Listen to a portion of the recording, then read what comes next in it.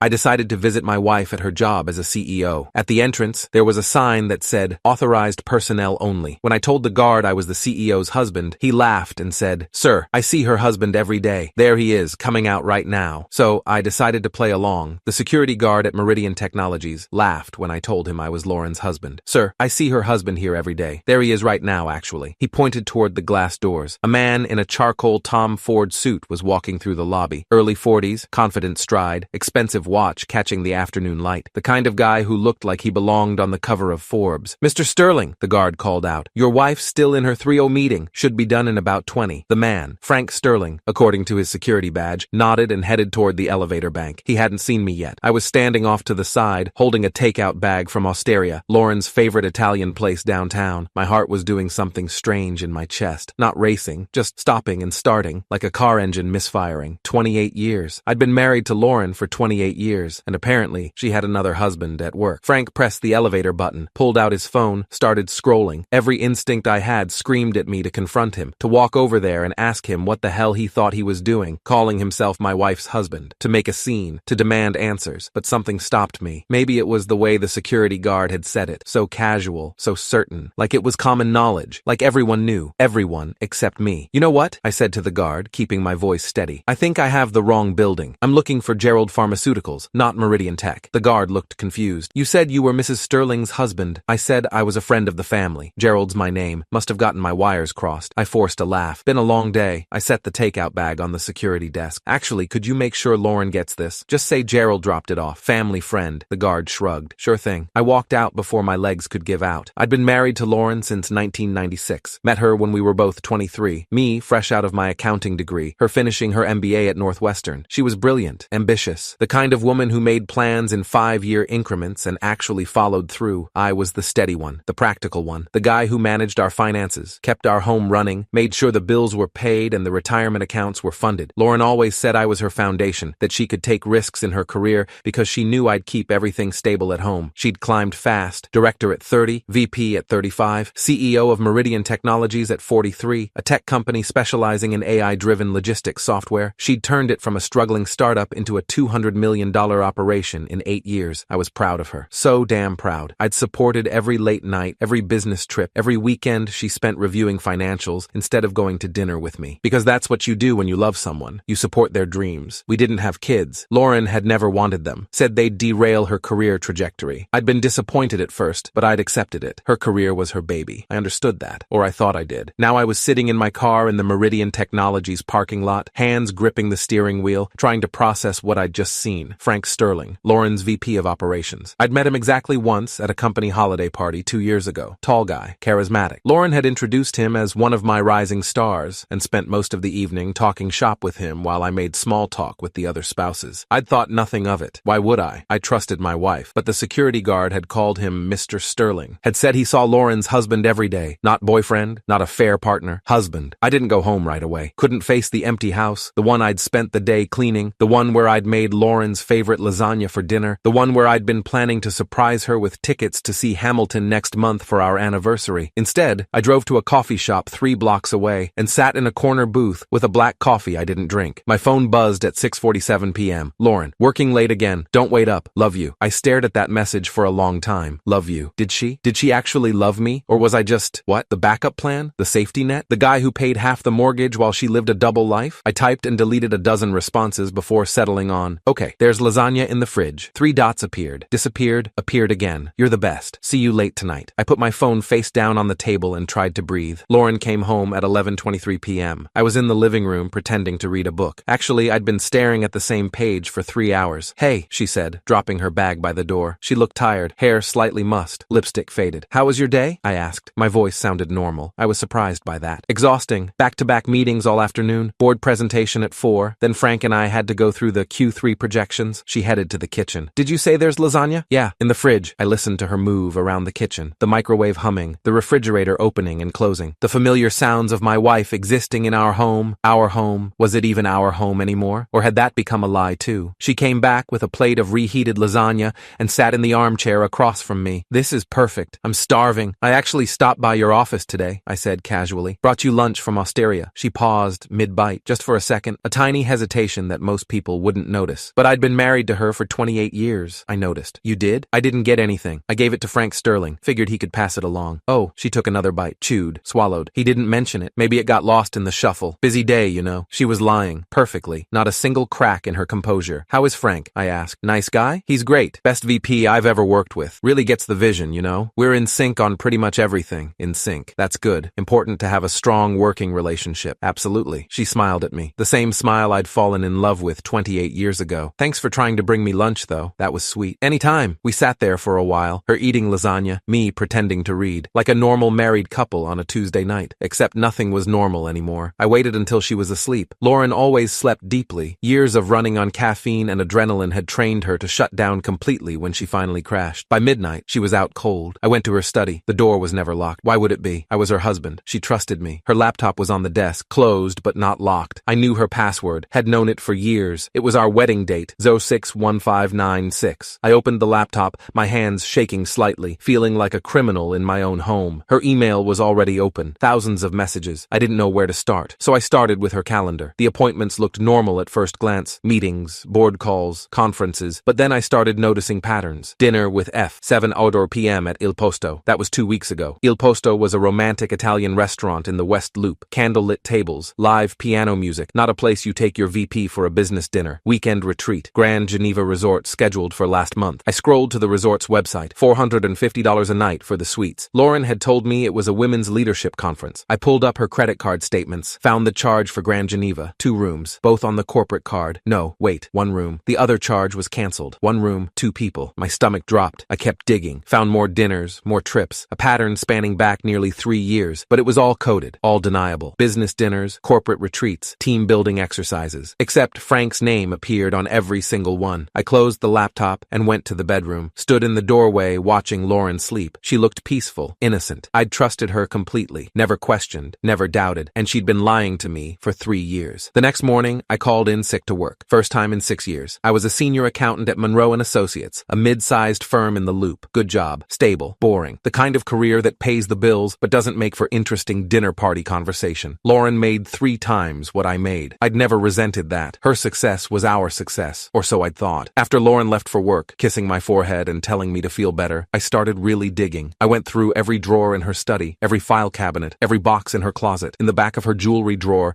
hidden under a tangle of costume necklaces she never wore. I found a key, just a key, silver, standard apartment key, no label, but attached to it was a keychain tag with an address, Harbor View Apartments, Unit 214. Harbor View was a luxury apartment complex in River North. I'd driven past it dozens of times. 30-story building, floor-to-ceiling windows, the kind of place where a studio started at $2,500 a month. I grabbed the key and drove there. The parking garage had spaces marked with unit numbers. Space 214 had a black Mercedes GLE parked in it, Frank Sterling's car. I recognized it from the company parking lot. My hands were shaking as I took the elevator up to the second floor. Found Unit 214. The key fit. The door opened. Inside was a fully furnished apartment, not a temporary rental. A home, hardwood floors, modern furniture, fresh flowers on the coffee table. The air smelled like Lauren's perfume, Chanel No. 5, the expensive one she only wore for special occasions. Photos on the mantle showed Lauren and Frank at a beach, at a restaurant, on a hiking trail. In every single picture, Lauren wasn't wearing her wedding ring. I walked through the apartment in a daze. The kitchen had 2 sets of dishes, 2 coffee mugs on the counter, his and hers. The bedroom made me physically ill. A king-size bed with expensive linens, Lauren's clothes in the closet hanging next to Frank's suits, her shoes lined up next to his, like they'd been living together for years, like they were married. On the dresser, I found a folder labeled Future Plans in Lauren's distinctive handwriting. I opened it. Real estate listings, houses in Evanston, Oak Park, Wilmette, all in the $800,000 to $1.2 million range, all circled with notes in the margins. Good schools nearby, schools close to Frank's parents, love the kitchen, travel brochures, Santorini, Tokyo, New Zealand, dream honeymoon destinations, and underneath all of that, legal documents, divorce consultation summaries, dated from 18 months ago. Lauren had met with 3 different divorce attorneys, shopping for the best deal. The notes were clinical, cold, strategy, frame as irreconcilable differences, cite Gerald's lack of ambition and emotional distance, document instances of his failure to support my career growth, instances. She'd been building a case against me. There were pages of examples, times I'd supposedly undermined her by asking her to skip work events, times I'd been emotionally unavailable by not wanting to discuss corporate politics at dinner, times I'd shown lack of ambition by being content with my accounting job. Every normal marital friction point, reframed as evidence of my inadequacy. The most recent note dated 3 weeks ago. Timeline: file for divorce by January 2025. Finalized by June. Wedding with F by Christmas 2025. She had it all planned out. Every detail. My replacement was already living with her part-time. Their future home was already picked out. I was just the obstacle she needed to remove. I photographed everything, every page, every document, every photo. Then I sat on their couch,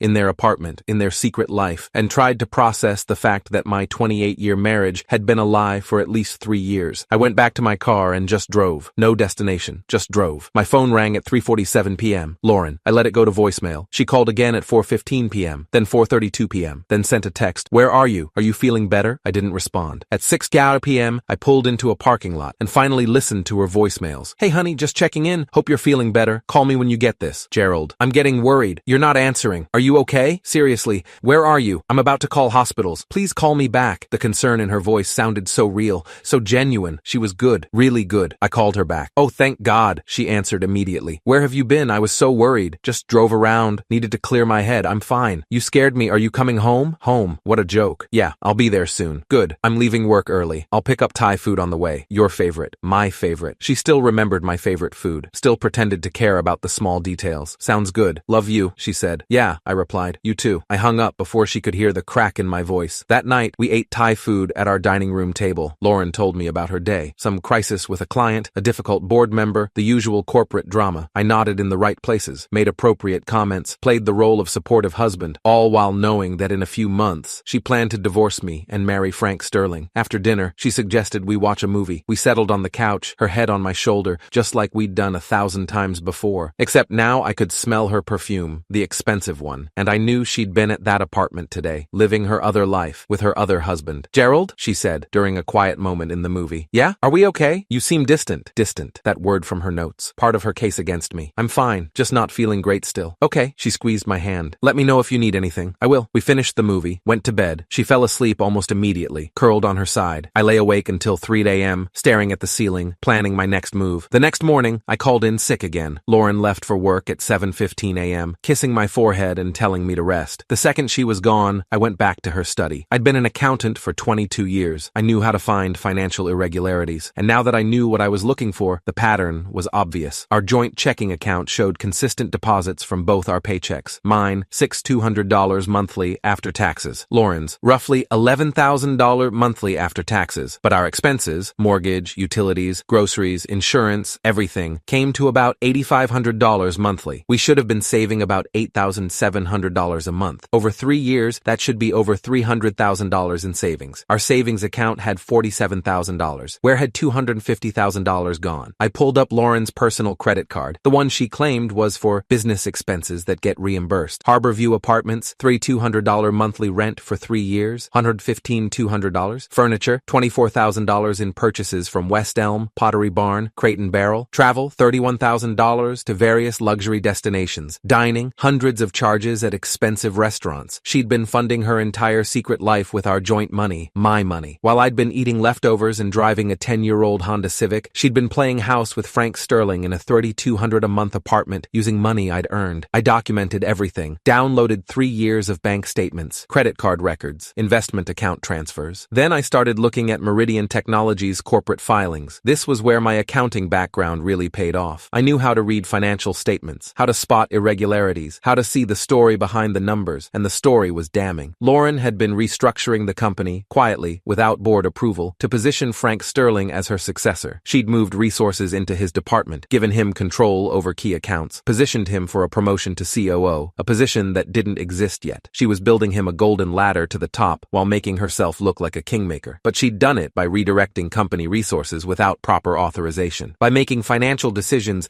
that benefited her personal relationship rather than shareholder interests. That was corporate misconduct, possibly fraud. I took screenshots of everything, organized it into folders, built a timeline. Then I called Richard Morrison. Richard Morrison was the chairman of Meridian Technologies' board of directors. I'd met him twice at company events. Retired hedge fund manager, late 60s, sharp as a tack. Gerald Hartman, I said when he answered. Lauren's husband. We met at the holiday party 2 years ago. Of course. How are you? Is Lauren all right? She's fine. I'm actually calling about some concerns I have regarding the company. A pause. What kind of concerns? The kind that involve unauthorized corporate restructuring and misuse of of company resources. Do you have time to meet today? Another pause. Longer this time. I can be at your office in 2 hours. I work from home. I'll text you the address. Richard Morrison arrived at 2 p.m. sharp. Tall, silver-haired, wearing a suit that probably cost more than my car. I offered him coffee. He accepted. We sat in my living room, the room where Lauren and I had watched movies and celebrated anniversaries and built a life together. The room that was apparently just a set piece in her double life. Show me what you've got, Richard said. I pulled out my laptop and walked him through everything. The apartment, the photos, the divorce planning documents, the corporate restructuring. His expression grew darker with every revelation. Jesus Christ, he muttered when I showed him the financial irregularities. She's been redirecting capital expenditure budgets without board approval, as far as I can tell, and specifically to benefit Frank Sterling's department. Why would she do that? I pulled up the photos from the apartment. Richard's jaw tightened. They're having an affair? More than that. They're living together part-time. She's planning to divorce me and marry him, and she's been positioning him to take over the company. That's a massive conflict of interest. She has a fiduciary duty to the board, to the shareholders. He stopped, ran a hand through his hair. Do you have copies of all this? Everything's in this folder. I handed him a USB drive. Bank records, corporate filings, photos, timeline, all of it. I need to call an emergency board meeting. I figured. He stood up. Gerald, I'm sorry for what she's done to you personally, but also, thank you. If this had gone unchecked much longer, the damage to the company could have been catastrophic. I'm not doing this for revenge, I said, though that was partly a lie. I'm doing it because it's the truth, and I'm done pretending not to see what's right in front of me. Richard shook my hand. I'll be in touch. Lauren came home at 6:15 p.m., earlier than usual. I was making dinner, chicken stir-fry, something simple, when she walked in. One look at her face told me Richard had already called the emergency board meeting. You son of a bitch, she said. Her voice was shaking. You called Richard Morrison? My own husband is trying to destroy my career? I kept stirring the vegetables. Didn't turn around. I shared some information I thought the board should have. That's all. Information? You showed him private photos. You went through my personal files. Your personal files in our shared apartment. Your personal life funded by our joint bank account. She grabbed my arm, spun me around. This is different. This is my professional reputation. And sleeping with your VP while restructuring the company to benefit him personally? That's professional? Her face went pale. What do you want? She asked quietly. Money? The house? What? I don't want anything from you, Lauren. You set this in motion 3 years ago. I'm just refusing to be the fool while you execute your plan. What plan? I pulled out my phone, showed her the photos I'd taken at the apartment, her face in every picture, the folder labeled Future Plans. This plan, the one where you divorce me by January, marry Frank by Christmas, and live happily ever after in your Evanston dream home. She sat down heavily on a kitchen chair. How did you? I found the key to your other life. Gerald, 28 years, Lauren. I supported every decision you made, every late night, every business trip, every sacrifice, because I loved you, because I thought we were building something together. You were building an exit strategy, and I was funding it. She started crying. Real tears this time, not the manipulative kind. I'm sorry. I never meant for it to happen like this. How did you mean for it to happen? Were you going to tell me before or after you filed for divorce? She didn't answer. That's what I thought. I turned off the stove, grabbed my keys. Where are you going? She asked. Hotel. I'll have divorce papers drawn up by Monday. Wait, there's nothing left to say, Lauren. You made your choice years ago. I'm just catching up. I filed for divorce that Monday. Hired Jennifer Kowalski, a family law attorney with 23 years of experience. She looked at my evidence and whistled. This is one of the clearest cases of marital misconduct I've ever seen. The secret apartment, the financial deception, the documented timeline of her planning to leave you. You're going to do very well in this divorce. I don't care about doing well. I just want out. You should care. She used marital funds to support an affair. That's financial infidelity. Illinois law takes that seriously. The board meeting happened that same afternoon. I wasn't there,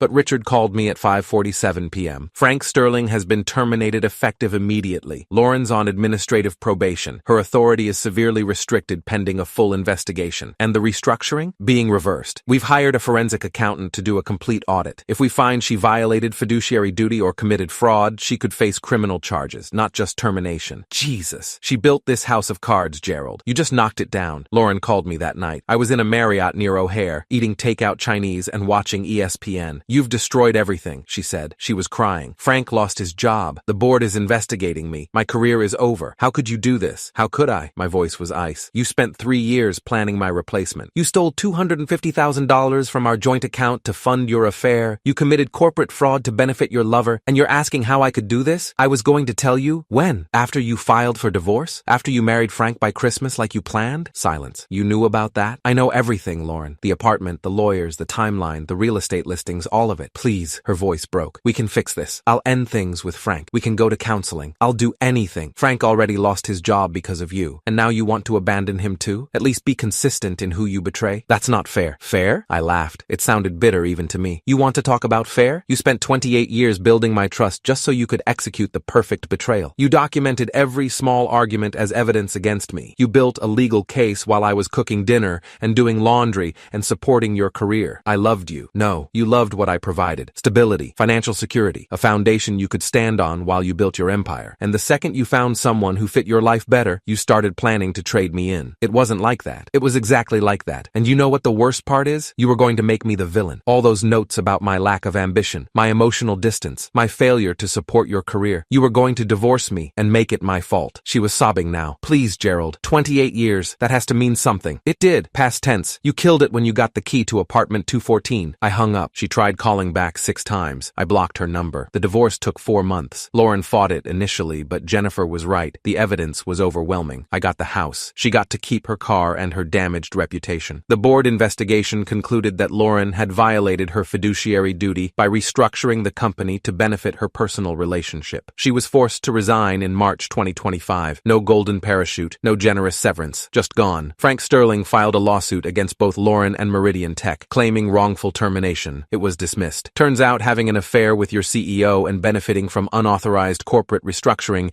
is actually a fireable offense. Last I heard, they broke up 3 months after everything collapsed. Frank blamed Lauren for ruining his career. Lauren blamed Frank for not being worth the sacrifice. Neither of them took any responsibility for their own choices. I sold the house in June. Too many memories, too many ghosts. Bought a condo in Lakeview. Smaller, simpler. Mine. Started dating again in August. Nothing serious, just testing the waters, learning to trust again. It's slow going. My therapist, Dr. Sarah Chen, clinical psychologist with 18 years of experience, says that's normal. That betrayal trauma takes time to heal, that I shouldn't rush it. I'm not rushing anything anymore. One day at a time. One choice at a time. One truth at a time. I ran into Lauren once, about 8 months after the divorce finalized. She was at Whole Foods, looking at organic vegetables. She'd lost weight, looked tired. Our eyes met. She froze. I nodded. Kept walking. She didn't follow me. Part of me wondered if I should feel sorry for her. She'd lost everything. Her career, her relationship, her reputation. But then I remembered apartment 214, the folder labeled future plans, the cold, calculated notes about building a case against me, and I didn't feel sorry anymore. I just felt free. 2 years after everything exploded, I got a LinkedIn message from Frank Sterling. I know you have no reason to talk to me, but I wanted to apologize for everything. I knew she was married. I knew what we were doing was wrong. I told myself the marriage was already over, that we were in love, that it justified everything. It didn't. You deserved better. So did everyone at Meridian. I'm sorry. I stared at that message for a long time, then I closed it without responding. Some apologies come too late to matter. Some betrayals don't get forgiveness. And sometimes the best response to someone who helped destroy your life is just silence. People ask me sometimes if I regret how I handled it, if I should have confronted Lauren privately, given her a chance to explain. The answer is no, because she'd had 3 years to explain, 3 years to tell the truth, 3 years to choose our marriage over her affair. She chose Frank, chose the apartment, chose the future she was building without me. I just made sure everyone else knew what she'd chosen. 3 years after the divorce, I'm sitting in my condo on a Saturday morning, drinking coffee and reading the news. My phone buzzes. A text from my girlfriend, Amy, someone I met at a bookstore who knows my whole history and chose me anyway. Brunch at 11? I'm thinking that French place you love. I smile and text back, perfect, see you there. I put down my phone and look out the window at Lake Michigan. The water's gray today, choppy with wind. Behind me, my home is quiet, small, honest, no secret apartments, no hidden lives, no carefully constructed lies, just truth, simple, painful, free. And you know what? That's enough. That's more than enough. That's everything.